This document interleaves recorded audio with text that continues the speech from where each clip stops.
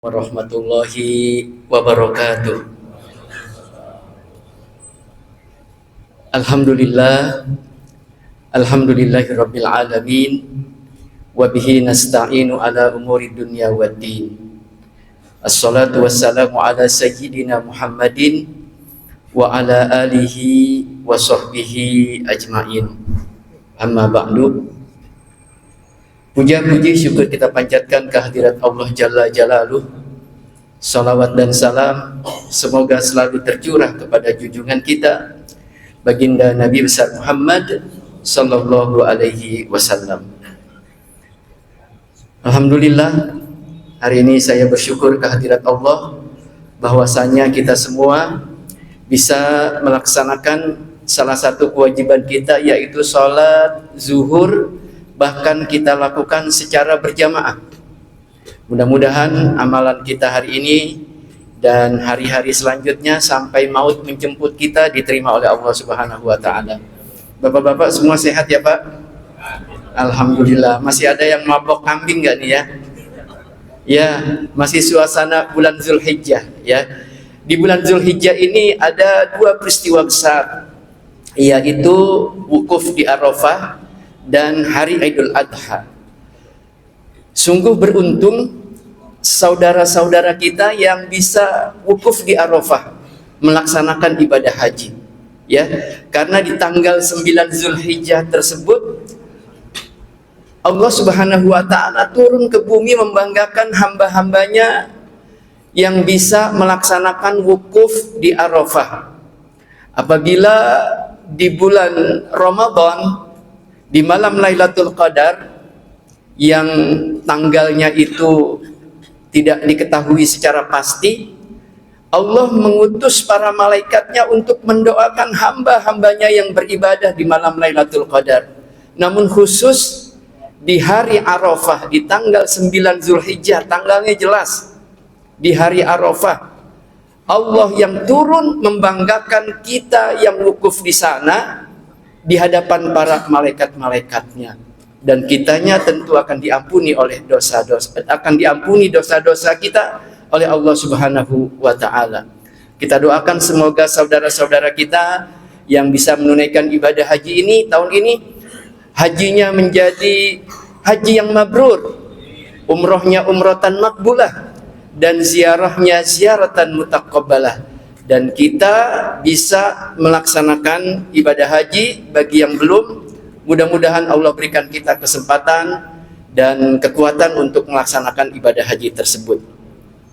Ibadah haji ini diperintah oleh Allah Subhanahu wa taala dalam surah Ali Imran ayat 97.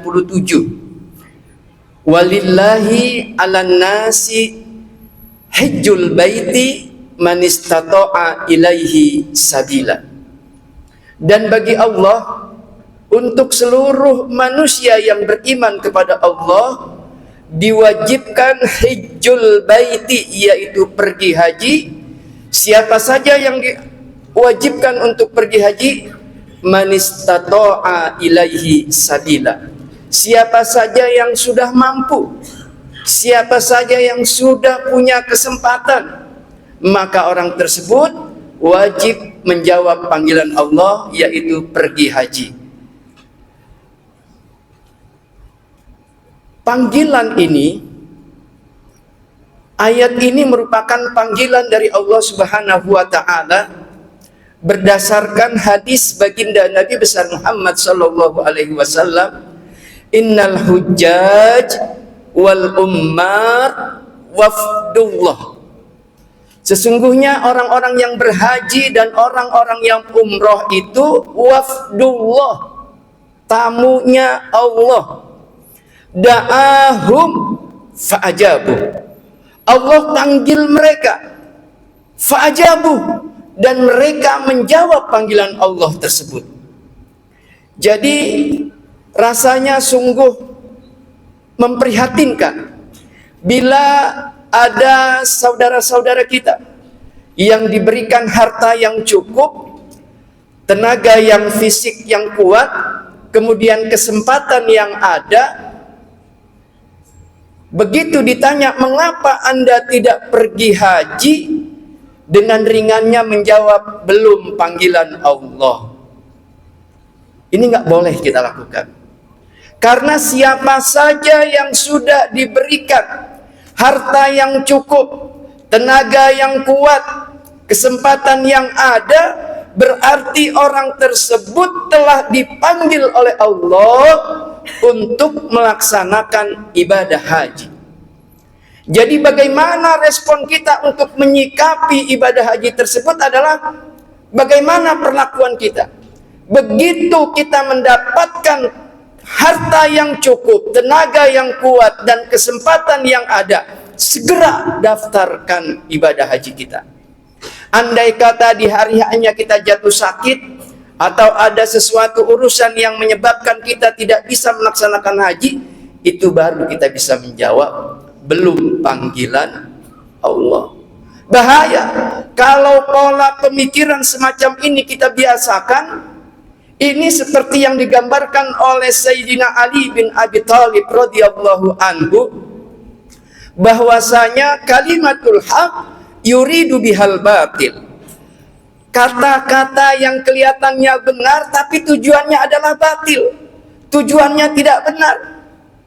Dia ingin menyepelekan panggilan Allah, maka dijawab belum panggilan Allah, padahal Allah sudah memanggil dia. Dia sudah diberikan harta yang cukup, badan yang sehat, dan kesempatan yang ada, tapi beliau tidak melaksanakan ibadah haji atau belum melaksanakan pendaftaran ibadah hajinya, maka orang tersebut telah meremehkan panggilan Allah Subhanahu wa Ta'ala. Jangan-jangan nanti kalau kita bertanya kepada pelacur, mengapa Anda tidak bertobat? Maka dengan ringan mereka menjawab, belum panggilan Allah. Dan ada seorang pegawai atau karyawan yang korupsi. Kenapa Anda korupsi? Maka dijawab, takdir Allah. Kelihatannya benar, tapi ini merupakan pelecehan daripada kewajiban Allah Subhanahu wa Ta'ala. Oleh karenanya ibadah Allah, mudah-mudahan dengan kita mengamalkan amalan-amalan yang baik di bulan Zulhijjah ini, Allah Subhanahu wa Ta'ala akan memberikan kita kesempatan untuk melaksanakan ibadah haji. Nah, rentang untuk melaksanakan ibadah haji ini waktunya cukup lama. Kalau haji reguler itu sekitar 15 tahun sampai 30 tahun. Kalau haji khusus itu bisa 5 sampai 7 tahun.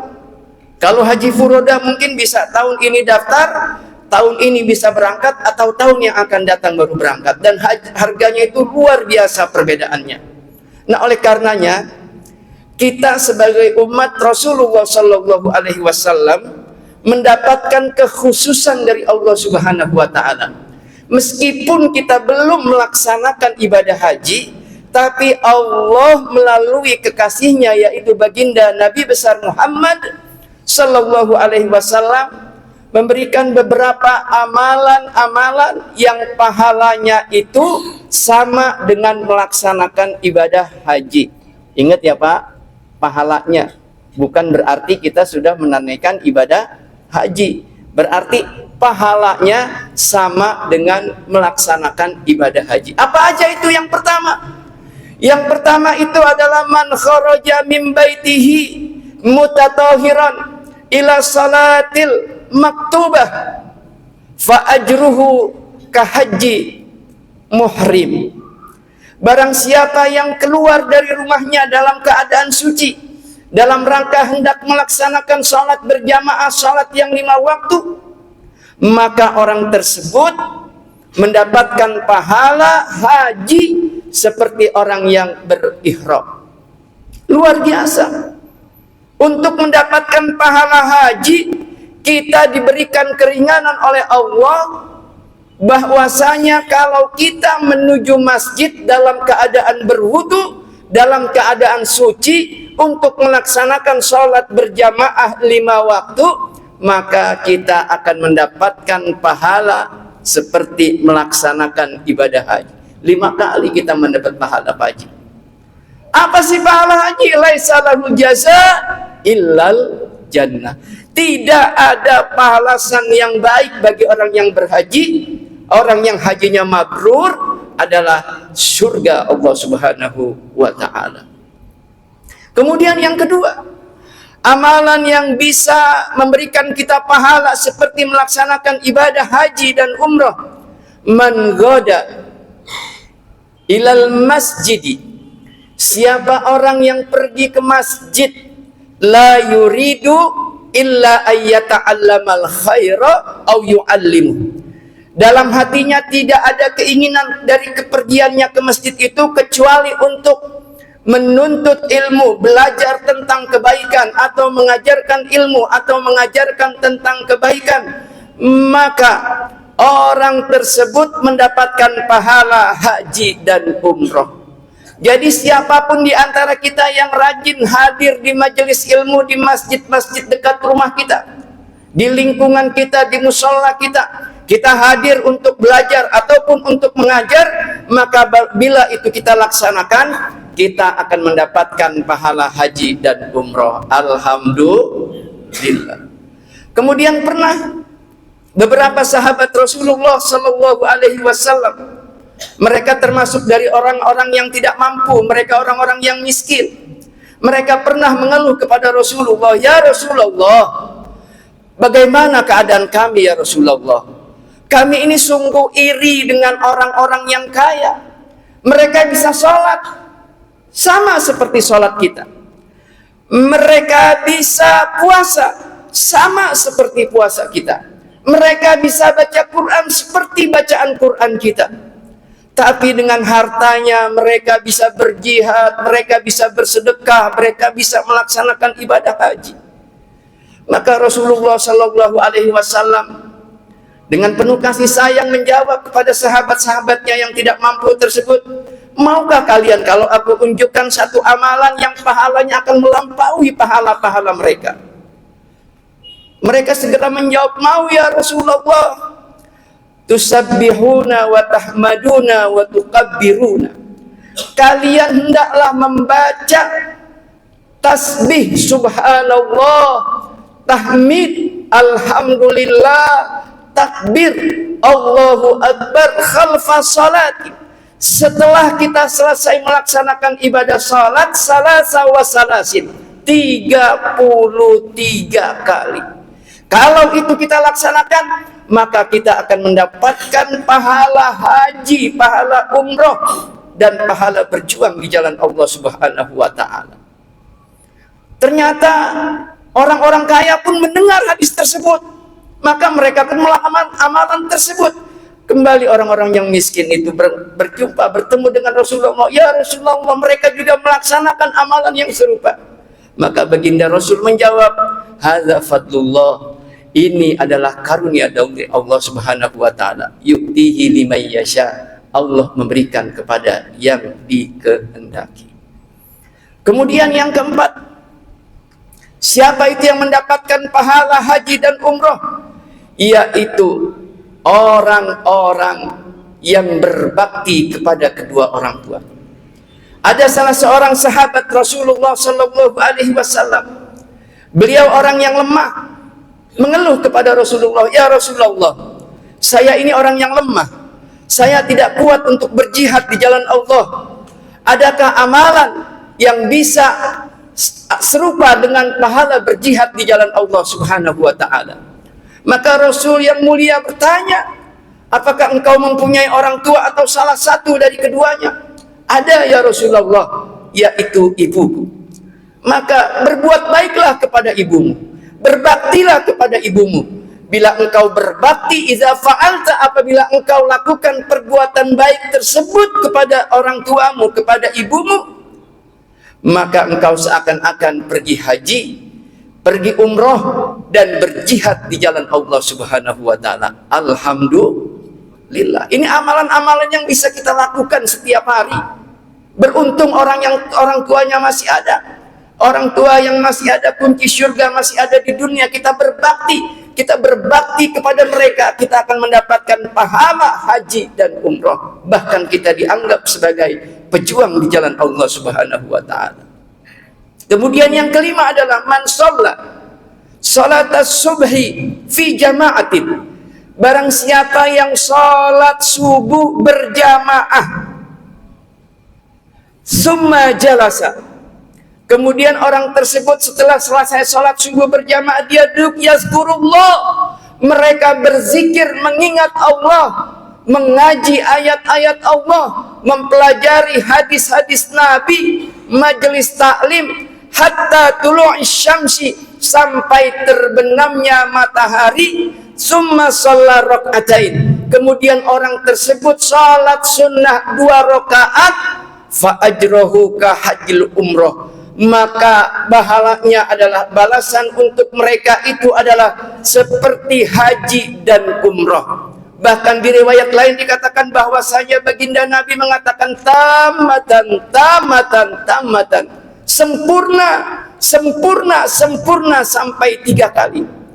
Artinya barang siapa kita salat subuh berjamaah, kemudian setelah salat subuh kita melakukan zikir, mengingat Allah, kemudian kita melakukan majelis-majelis taklim, kemudian kita belajar menuntut ilmu agama Allah sampai terbit matahari, dan kemudian kita melaksanakan salat sunnah isyraq sebanyak 2 rakaat, maka kita akan mendapatkan pahala haji dan umroh sempurna 3 kali. Alhamdulillah. Gampang ya Pak ya? Cuma 5 nih amalan yang ada di negeri kita. Ada lagi 2 amalan, yaitu yang keenam, kalau kita bisa umroh di bulan suci Ramadan. Kalau kita bisa umroh di bulan Ramadan, itu seakan-akan kita haji sama Nabi. Atau kita sholat sunnah di Masjid Quba, atau kita sholat di Masjid Quba, maka kita akan mendapatkan pahala haji dan umroh. Mudah-mudahan Allah Subhanahu wa Ta'ala memberikan kita kekuatan untuk melaksanakan amalan-amalan tersebut dalam rangka kita menunggu waktu keberangkatan kita. Setelah kita melaksanakan panggilan Allah, menjawab panggilan Allah dengan segera mendaftarkan daripada haji kita sambil menunggu kita bisa melaksanakan amalan-amalan yang pahalanya seperti kita melaksanakan ibadah haji dan umroh, meskipun kita belum menunaikan. Karena saat kita menunaikan haji dan umroh di sana, tentu pahalanya akan beda lagi. Itu pahala kita sholat di Masjidil Haram, itu pahalanya itu 100.000 kali lipat daripada kita sholat di tanah air kita. Kalau kita sholat berjamaah dapat 27 kali lipat di tanah air kita. Kita sholat di Masjidil Haram dapat pahala berjamaah 27 kali lipat dikali 100.000 kali. Alhamdulillah. Belum lagi pahala memandang Ka'bah, pahala tawaf dan seterusnya. Tentu lagi-lagi sungguh beruntung orang-orang yang mendapatkan kesempatan pergi ibadah haji, menunaikan rukun Islam yang kelima. Semoga Allah Subhanahu wa Ta'ala memberikan kita kekuatan, kesempatan, kesehatan, serta harta yang cukup untuk melaksanakan ibadah haji, rukun Islam yang kelima, bersama dengan keluarga kita, bersama dengan istri kita, anak-anak kita, orang-orang yang kita sayangi, dan orang-orang yang menyayangi kita. Allahumma barik lil hujjaji waz-zuwari fis zadi wan nafaqah wa bima awjabta alaihi minal haji wal umrah waj'alhum hajjan mabruran wa sa'yan mashkuran wa dhanban maghfuran wa tijaratan lan tabur waj'alhum hajjan mabruran wa umratahum umratan maqbulah wa ziyaratahum ziyaratan mutaqabbalah warzuqna ziyaratal haramain li ada'il haji wal umrah birahmatika ya arhamar rahimin. Rabbana atina fid dunya hasanah wa fil akhirati hasanah wa qina adzabannar wa adkhilnal jannata ma'al abrar ya azizu ya ghaffaru ya rabbal alamin. Billahi taufiq wal hidayah. Wassalamualaikum warahmatullahi wabarakatuh.